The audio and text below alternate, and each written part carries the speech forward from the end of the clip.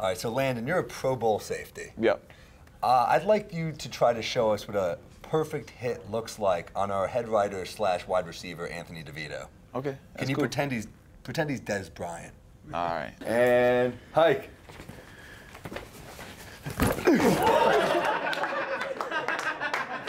Will that work? That's pretty good. Yeah. I think you got it. Tuesday, people talking sports. That's right, baby. You're going with baby? Yeah, I mean, I'm doing it. It's a bold choice. Hell yeah. All right. Well, KP, man, this is good news. You heard about Kristaps Porzingis? Yes. He's very happy in New York, apparently. Yeah, he's the only New Yorker who lives here who is. No one's happy here. Yeah, nobody. He loves being here. He thinks he has the best chance to win here. It's great. It feels good. It feels like a comfort level's back. Right. Because we were scared we were going to lose him for a while. Totally. It's like when you're dating a woman and she like stops shaving her legs. Yeah. You're like, I'm in. It's real. Yeah. We got Landon Collins, New York Giant, Pro Bowl safety. This guy's awesome. People talking sports, coming up next. I'm here with Giants Pro Bowl safety, Landon Collins. Thanks so much for joining us, man. No doubt, appreciate it. Glad to be here. Yeah, man, I mean, last year you had such a great year. I mean, 23 years old, It's insane. What does that feel like? Oh, man, it's an honor, it's a blessing, I'll tell you that much. Just looking back at it, I mean, even though I got a lot more to prove, just saying it's an awesome season and just looking forward to putting more film on the board. So some people have compared you to Troy Polamalu. Some people say you're the best safety in the league. I'm one of those people. You're on my squad. Bet. I mean, how does that feel? Does that motivate you, or is that scary? What does that feel like? Ah, man, it's not. I wouldn't say it's scary. It definitely motivates me, and then definitely I would say put a bullseye on my back. But I love the pressure. It's something that drives me and want to make me better, because I mean, just seeing other safeties I play against, even though we all friends outside of football and stuff like that, I know in everybody back in mind, I'm better than that guy, you know, and they want to prove that point, so I have to continue to show it each and every week why I'm the best safety. That's a good way to think of it. You're a New Orleans guy. Are you gumbo? Gumbos, shrimp, crawfish, everything. Anything you think of, yeah. How often do you go home? I just came from home, actually. I was down there for about a month and a half. That's why I trained down there in Baton Rouge. And I mean, I wasn't eating it. I had to watch my weight and my figure. But like after the season, after February, oh yeah, I'm eating boudin balls, gumbos, shrimp, pasta, crawfish, everything. Were you a Saints fan growing up? I was, until they lost to the Falcons. When Mike Vick was playing, it was I had a $5 bet on the Saints that they was going to beat the Falcons, and we lost. So I never liked the Saints since then. Over $5? Over $5, yes. I lost money. God. I lost money. But other than I that, lost money on the Giants in the Super Bowl against the Ravens, but I still rooted for them. I had to. The only time I rooted for the Saints was when even though they beat Peyton Manning in the Super Bowl, that's the only time I rooted for them, because I was happy for them at the time. But now I got to play against them, so it's no more happiness. Yeah, oh yeah. Do you cover Odell in practice? No, not at all. Not at all. I leave that to Dak Rabbit, DRC, and Eli Apple. I leave them boys. That's their job. I just stay over the top of them and don't let them catch no deep balls. What is going through your head before you lay a hit on somebody? When you're getting ready to just jack someone up, what is going through your head? Don't hit them in the head. About it. I'm not trying to get fined. So. I like that. That's the reason why you shouldn't hit someone in the head. The fine. That's about it. But God. I mean, that's got to feel like a combination of like, oh, that was awesome, and sorry at the same time. No, right? There's no sorry. No sorry. Nah, I had to. You caught the ball. You had the ball in your hands. My objective is to hit you. Right. So if it hurts, so be it. Who's one of the toughest covers? For a tight end, I mean, I cover tight ends. I would say Jordan Reed. Yeah. From the Redskins. He's the best tight end / receiver tight end out there. That's the thing about the safety. You have to cover tight ends. You got to cover wideouts sometimes. I mean, is it kind of annoying covering tight ends because they're huge? Nah, because I'm a big guy, I'm a big, strong guy. I mean, for smaller. I wasn't suggesting that you weren't. I can see that you're very strong. For smaller safeties, undersized, it might be a little bit difficult, but usually I'm man-to-man on our tight ends that we play against, all the bigger tight ends, so we have those troubles. And so Redskins, that's a rival anyway. So I mean, Redskins, Eagles, Cowboys. Who does it feel the best to beat? Cowboys. Yeah. Yeah, because everybody says it's Americans team, so we have to show up every time we play them, even though they're not America's team. They're not America's team. Giants. Correct. Thank you. So, and they kind of changed in the last couple of years because they have Prescott now. And is that kind of annoying, a mobile quarterback, because it's like a longer possession? Yeah, that's always annoying. That's what gave us troubles in the playoff with Aaron Rodgers. Definitely with Dak, he doesn't showcase his speed. He has it, but he doesn't showcase it all the time. But yeah, with a mobile quarterback, it's very difficult for us defenses to continue to cover downfield. So that's why you have to have a great line. That's why we have OV, JBP, Snacks, and all those guys. So they do a great job keeping them contained. We're trying to get Snacks in the show. We put out mouse traps with Reese's peanut butter cups in them. No, don't do that. Put up Hot Cheetos. Hot Cheetos? Hot Cheetos. All right. Do we have that in the budget? Can we get Hot Cheetos? So Eli, do you guys ever go out to dinner together? Does he take the team out, or does he only take out the offensive line? Oh man, I would say the offensive line. Yeah, nobody that's out there. I'm gonna put that in his ear next time. Appreciate it. Yeah. Tell him Sam Morril from People Talking Sports said he should do it. I will. I'm sure that'll tip the scales a little bit.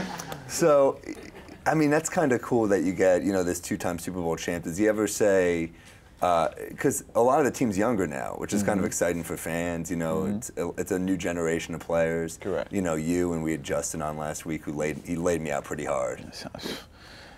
I'm glad it was Justin. Just put it that way. Because he's a nice guy. Correct. I challenged him mistakenly to stop me from sacking our head writer, and he made me pay. And hi. It felt hard? It felt hard. I bet. A strong guy. I got a bliss against him sometimes. He got a nice, strong punch, I tell you that much. Oh, my God. What's the worst hit you've taken in a game? Was it college or pro? Pro. It was actually my rookie year. It was playing against Buffalo, and I can't remember his name, but it's number 15. He ran a slant, and I was coming down as we call it like a slugger. And we had almost a head-to-head contact, but I kind of made it look like it wasn't head-to-head because I kind of slipped to the side and wrapped him up, but it was definitely head-to-head contact. But he went out the next play, and I kind of stood in, but I had to get in the back in the middle of the field because I was kind of dizzy at the same time. That's about the worst time, yeah. Oh, man. Yeah. I like that your worst hit, the other guy still got it worse. Got to. Yeah. I can't show no weakness. That is an interesting thing. I mean, you've been in the league 2 years, right? Your rookie year, it's tough. It's tough to be a rookie. You're in New York. It's a lot of pressure. And then you come back last year, and, this year, this could be even bigger, Yeah. Do you feel good about this season? Oh, yeah, I feel awesome. Our offense I feel more confident in our offense about anything. They have a lot of key components that they needed to put together, and they put together, and they're working tremendously together. They give our defense a little trouble. I ain't gonna say they give us a lot of trouble because, we still a good defense on that side, but they give us a little trouble each and every practice. They want you off the field a little bit. If they can put together some long drives, they're gonna help you guys out. If we do that, whew. Be some trouble for some teams. More with Landon after this break. People Talking Sports. Shit. And we're back on People Talking Sports. What a panel we have. He's a quarterback's nightmare, but a hairdresser's dream. Landon Collins. For such a tiny man, he's a huge Giants fan. Anthony DeVito. And he's the most polarizing thing to come out of Greece since facial hair on women. Stavros Halkias. Tamba Hali of the Kansas City Chiefs is tweeting his feelings. I don't know if you guys saw this, but he's on Twitter. I know you did. You have to for the show. Yeah. He had a complete meltdown on Twitter. It's like 40 tweets or whatever. I don't know how many, but he was mad about his playing time last year. You told me right before this you don't know who he is. Not good for his case. Not at all. I don't know. You don't remember him? What is he doing on Twitter? I don't know. What's his end game? Do you think he's going to show the coach and be like, look how many faves this guy? Yeah. You should be playing me. Yeah. My sack numbers are down, but my retweets are way up. You know what I mean? Like that's what's important. My favorite part of that whole tweet storm was that he ended it with "No, I'm not drunk or high." And it's like anytime you have to clarify that, you know you're in trouble. You know what I mean? It's like, no, officer, I was not drunk or high. I just thought the ball pit at Chuck E. Cheese's would be a fun place to take a nap. You know what I mean? Like that's. It's not a good look either. Nah, it's not a good look to whine about your playing time. I mean, that's all on you. You're supposed to be putting in the work. If you're not showing the coach you put in the work or they trust you, I mean, something you're not doing right. So. Would you talk to McAdoo about it? Would you talk to the coach? I would, yeah. You go take it head on with the coach, or you take it with your defensive, your position coach or something like that. You take it up with them. If not, man, don't whine about it. I'll tell you that much. What do you think about McAdoo's haircut? Oh, it's sweet. I like the slick back look. I asked him one day. I said, Coach, where your headdress at? Let me get a number real quick. Lexi Thompson mocks the LPGA Tour's strict new dress code, which bans, among other things, plunging necklines and leggings. Dress codes in sports are always weird. I mean, and then she posts this picture dressing. She looks like Emily Dickinson. Yeah, you know? And I didn't realize what a hot look that is. It does look good. Yeah. I didn't realize that was my thing, but apparently. But then in the NBA, you know, David Stern did this a few years ago. He makes the players wear suits or at least suit jackets. It's kind of cool. It's kind of nice for the league. I guess it's a good look. Yeah, business look. You coming onto the court, or you coming onto football field as a business look. You coming ready prepared to do your job. So I mean, that's the kind of look they want to give, and we take it in consideration and try to spice it up a little bit more. But yeah, business look. If there's a dress code for golf, I think it should be for men. John Daly dresses like every aunt going to Atlantic City. Yeah, actually, John Daly's lucky there's no cleavage requirement in the LPGA, in the regular PGA. You know what I mean? Yeah. Khloe Kardashian and Tristan Thompson are looking for a house together. I think they should look in West Palm because after this, he's close to retirement. Yeah. It's over. Yeah, this is another brilliant off-season move by the Warriors. You know, like getting them because it's like, look, all right, like the Cavs are screwed, right? Like it really seems like doesn't look good. Kyrie wants out. You know, they didn't really do anything. The Warriors added so many. They added Swaggy P. They brought all their pieces back. The Celts have Gordon Hayward. The Rockets have CP3 now, and like. All the Cavs did was double down on the Kardashian curse. You know what I mean? Like, like if JR starts looking at like condos with Black China, they're totally screwed. You know what I mean? Like they're. You know what's crazy? We were supposed to have. That was a fun delay. Yeah. It takes them a while sometimes. People talking sports. You know what's crazy? French Montana was supposed to be on the show today, and everyone's like, "There's no Kardashian curse with him." Well, he's not here. Yeah. So something happened. The lowest level Kardashian curse so far. Do you buy into this? Oh man, it's been proven. It's been proven. Yeah, right. I'm definitely gonna stay away from that area. You know?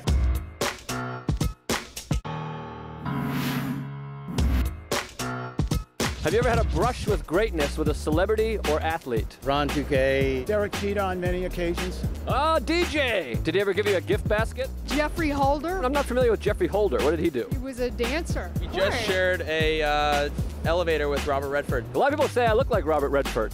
All right, what do you think of my dance moves? Not too bad. Kind of hot, right? Well, I don't know about hot. Mark Cuban walking down the street. She met the entire U.S. women's basketball team before they went to Brazil. I met Redman, the rapper. I saw The Undertaker come to the Garden one time. I've never seen anybody the whole time we're out here. You're on TV right now. I mean, I'm a TV star. We have a lot of viewers. So, brushes with greatness. Is there anyone that you want to meet? I have two people. I have one is Beyonce. It's my idol. Man, I don't know. I don't know what I do. I told somebody before I pass out if I never met her. And the other one is, of course, Will Smith. I've been watching him since I was a kid. I grew up watching Fresh Prince of Bel-Air. And just, I really kind of want to pick his mind and how he goes about his day, how he just does what he does. And it's kind of creepy, but it's cool. Not at all. Yeah. Not at all. It's only creepy when you say it's creepy. Yeah. You were totally good before that.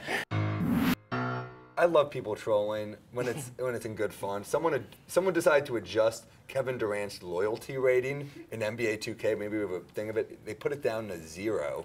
My ex-girlfriend got the same rating actually. She got a 0. Yeah. But in her defense, it was also because she wanted to be surrounded by stronger talent. This is a what do you make of this? I mean, Durant's, what's his rep in, you know, in other sports? What do people think of him? I mean, he did what he wanted to do. I mean, he wanted to be a champion, and he didn't bring the pieces together, and then he wasn't happy at the house he was at. So guys tend to leave, and they want to try something different. And he did and got a championship ring out of it. So I'm not mad at him. He did what he wanted to do and got a ring out of it. But he can't not go back. Like, LeBron is the only person that could leave Cleveland and go to the Heat and come back. He can't go to the Warriors and go back to OKC. That's dead. It's over with. Oh, so you think if he went back to the Thunder, they wouldn't embrace him? Nah, I don't think so. Dude, have you been to Oklahoma? So. I think they do it. I think they'd be like, so happy. I think they're gonna bring somebody in. Don't they got Paul? Yeah, they got. It'll be a fun year. Yeah. I just think it's, why is loyalty on a video game? Totally, yeah. That makes no sense. What other, like, who cares about his loyalty? Yeah, like, you're going to be playing the game and you press triangle, he doesn't jump, and you're like, well, I guess KD wants a trade. Ray Allen reacts to Boston fans still angry about his move to Miami. It was on Instagram. He deleted it. But I'm annoyed for Ray Allen. This guy, he won you a ring. He was on the trading block every week. Yeah. He finally leaves. He wants to go to a winning team. You didn't appreciate him while he was there. He went away. I'm with Ray Allen on this. I don't like this trolling he's getting. Totally. Yeah. How are you mad? The guy won you a ring, and since he was gone, you have 2 other championships. Like the Red Sox and the Patriots both won. Like, what are these chowder-eating goons mad about? You know what I mean? I don't get it. But also, it's like, if you're Ray Allen, it's your birthday, and you're checking Instagram comments, dude. What are you doing? You know, go be a rich, like, handsome man. You know, you would never. What would you do on your birthday? Probably doing what I want to do. Probably be out on the water, jet skiing, or watching movies or something like that. Now, worrying about somebody tweeting or Instagram maybe about I left the team or whatever. I still got a ring though. That's all I can say. This happened years ago. That'd be like if I was still mad at my girlfriend in college for cheating on me, you know, with my best friend, and I'm like totally not. You know, I'm like fine.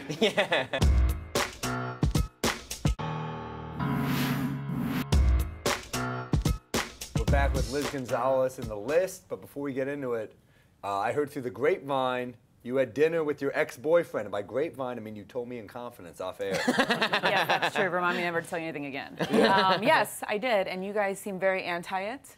Yeah, what are you doing? All of you are wrong. Yeah, he's trying to sneak back in there. No, for sure. no. We're just friends. I mean, why you have this person in your life? Why would you just kick him out? You bring him in and it's called a break stay up. friends. Yeah. You're not friends with your exes? No. They want nothing to do with me. But is that because you have girlfriends now? You can't be friends with your exes. If you were single, could you? Absolutely not. Court orders. Yeah, not according to the state of New York, we can't. I learn more and more about you every day. No, you can't be friends. Yeah. It's over, I say. You're wrong. You can, and we will. That sounded a little crazy. But speaking of crazy, a lot of trade talk going on, and in today's list, we're talking craziest trades. Not every trade is created equal, some better than others. First up, Randy Moss to the New England Patriots. Back in 2007, the Raiders traded him for a 4th-round draft pick. Not a good move. As it turns out, he would put up 1,500 yards and set the NFL single-season TD record with 23 touchdowns. I kind of miss the Raiders of yesteryear. But the Patriots that year also went 16-0. So, I mean, like, if you're Randy Moss, that's like the ultimate win. And who did the Raiders get? I mean, I don't actually even know that they used that 4th-round pick on anybody that was of any merit. They draft Stavy Baby. Yeah, I ran a 7.2 40. It was pretty good stuff. Vertical leap, 6 inches. Moving on, bet you guys didn't know this, but you can actually, in the MLB, you can trade a player for a future player that's yet to be named. So back in 2005, the Blue Jays traded John McDonald to the Detroit Tigers for John McDonald 4 months later. This is basically like a cold sore that you try to remove as quickly as possible, but it always comes back. It's like the movie Fight Club. You're like, he's finally gone. Then you're like, damn it, he's back. Yeah, he was John McDonald the whole time. Yeah, I just love analysts the next day being like, who do you think got a better deal?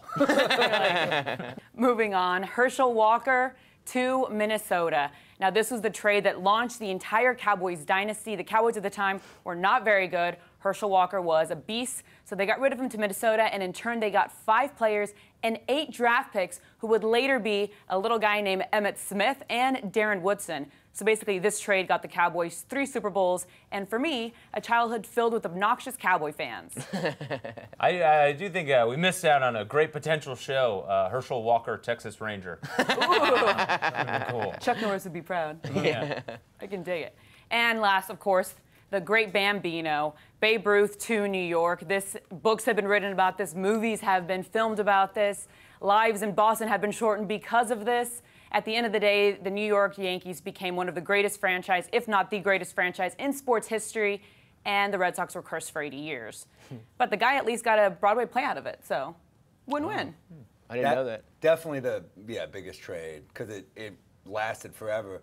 One honorable mention that I think you forgot, Kobe for Vlade Divac. Yeah. Huge trade. Yeah. That was insane. That was crazy. That swung the Lakers for 20 years. I loved it because then Vlade would go on to play, those great series. And my favorite part is he's playing against Shaq and Kobe, the greatest team of all time, and Vlade's just blasting Marlboro Reds at halftime. You know what I mean? You got to give it to that, man. I love Vlade. Yeah. Oh yeah.